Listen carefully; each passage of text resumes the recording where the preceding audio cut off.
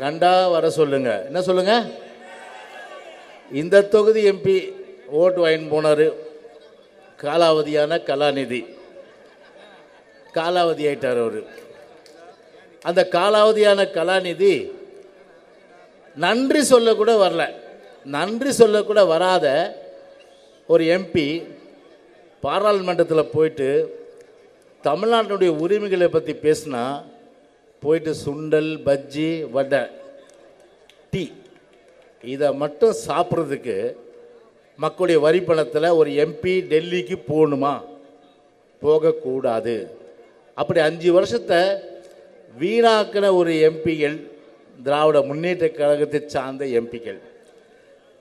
மாநில உரிமைகள் அப்படின்னு சொல்லும்போது மாநில உரிமைகளுக்காக திராவிட முன்னேற்ற கழகத்தை சார்ந்தவர்கள் என்றைக்காவது பாராளுமன்றத்தில் குரல் கொடுத்திருக்கின்றார்களா?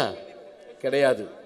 ஆனால் அனைத்து இந்திய அண்ணா திராவிட முன்னேற்ற கழகத்தை சார்ந்த நம்முடைய நாடாளுமன்ற உறுப்பினர்கள் நாடாளுமன்றத்தையே 28 நாட்கள் முடக்கினார்கள். 28 நாள் இயங்கல. அப்படி இயங்க விடாமல் செய்து திராவிட முன்னேற்ற கழகத்தால் தாரை வார்க்கப்பட்ட உரிமையாக இருக்கின்ற காவிரி நதிநீர் பிரச்சனை குறித்து அன்றைக்கு நாடாளுமன்றத்தை முற்றுகிட்டதன் காரணமாக நமக்கு காவிரி மேலாண்மை வாரியம், காவிரி ஒழுங்காற்று குழு இதெல்லாம் நமக்கு கிடைக்கப்பட்டது. அப்ப யார் மாநில உரிமை நிலைநாட்டுகின்றார்கள்? மத்தியில் 17 வருஷம் சொலையா. ஏன்னா பலாப்பழம் தேடணுங்கல்ல. சாதாரண ஒரு வாழைப்பழத்தை கூட சாப்பிடலாம். ஆனால் பலாப்பழத்தை சாப்பிடக்கூடிய அளவுக்கு இப்போ இன்னைக்கு ஓபிஎஸ் பலாப்பழத்தை உருட்டின்னு இருக்கார். அவரும் ஏற்கனவே தோல் இருக்க சுலா விழுங்கி, தோல் இருக்க சுலா விழுங்கி, தோல் அப்படியே தான் இருக்கான். ஆனால் உள்ளே அப்படியே இது பண்ணுவார். அந்த மாதிரி ஒரு முழுமையான அளவிற்கு இந்த மிகப்பெரிய தமிழ்நாட்டினுடைய உரிமைகளை தாரை வார்த்து மத்திய அரசை தட்டி கேட்காமல் மாநில அரசாக இந்த 3 வருஷம் வைத்துக்கொண்டு ஒரு வேடிக்கை பார்க்கின்ற ஒரு கையாளாகாத ஒரு பொம்மை அரசாங்கம். எந்த அரசாங்கம்? இந்த விடியாத திமுக அரசாங்கம். விலைவாசி உயர்ந்து போச்சு, சட்டம் ஒழுங்கு மோசம். எப்போ பார்த்தாலும் பேப்பரை திருப்புங்க, ஊடகங்களை பாருங்கள். கொலை, கொள்ளை, கற்பழிப்பு, ஆள் கடத்தல், கட்ட பஞ்சாயத்து, கஞ்சா, அபின்னு, அப்புறம் மெத்து, என்னென்னவோ சொல்கிறாங்க. அதெல்லாம் சர்வசாதாரணமாக இந்தியாவிலேயே நம்பர் 1 புழக்கம் இருக்கின்ற ஒரு மாநிலம் என்று சொன்னால் ஒரு தமிழ்நாடு. இன்றைக்கி இந்த எலெக்ஷன் முடிஞ்ச பிறகு டெல்லியில் நர்காட்டிக் இன்ஃபர்மேஷன் பியூரோ அந்த கஸ்டடியில் சாதிக்கு இருக்கார். வாயை திறக்க போகிறாரு.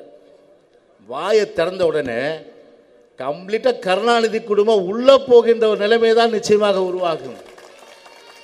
அந்த அளவிற்கு ஒரு சட்டவிரோத செயல் செய்பவர்களோடு, ஒரு கஞ்சா கடத்துபவர்களோடு, ஒரு கட்ட பஞ்சாயத்து நடத்துபவர்கள், இன்றைக்கி உள்ளாட்சி பொறுப்பில் இருப்பவங்க எத்தனை அராஜகங்கள், சட்டமன்ற உறுப்பினர் எத்தனை அராஜகங்கள், எம்பிகள் எத்தனை அராஜகங்கள், அமைச்சர்கள் எத்தனை அராஜகங்கள், மக்களை உதாசீனப்படுத்தி ஓசின்னு சொல்கிறது, தலையில் அடிக்கிறது, நிற்க வச்சு பேசுறது, இப்படி சொல்ல முடியாத அளவிற்கு ஒரு தமிழ்நாட்டு மக்களுடைய அந்த உரிமைகள் பறிபோவதற்கும், அதே போன்று தமிழ்நாட்டு மக்களை அசிங்கப்படுத்தி அவமானப்படுத்தி ஒரு துரைமுருகனுடைய அருமை மைந்தன் அவர் 1000 ரூபா கொடுத்துட்டு இவங்க அப்பா வீட்டு பணத்தை எடுத்து கொடுத்துருக்காரு.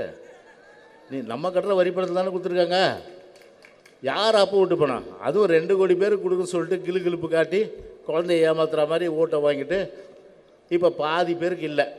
கேட்டால் என்ன சொல்கிறது? தகுதியான குடும்ப தலைவர். அப்போ 1 கோடி பேர் தகுதியே இல்லையா அவங்களுக்கு? வீட்டில் அவங்க புருஷன் எப்படி மதிப்பாங்க? அவங்க தகுதியான குடும்ப தலைவிக்கு தான் வழங்குறாங்க. வெள்ளம் வந்தது, யாரும் ஏறெடுத்து பார்த்தாங்களா? ஆனால் இன்றைக்கு ஆளுங்கட்சியாக இல்லை என்றாலும் கூட ஒரு எதிர்கட்சியாக இருந்து மக்களை நேரடியாக சந்தித்து அவர்களுக்கு வேண்டிய உதவிகள் செய்த ஒரே இயக்கம் அது அனைத்து இந்திய அண்ணா திராவிட முன்னேற்ற கழக இயக்கம்தான்.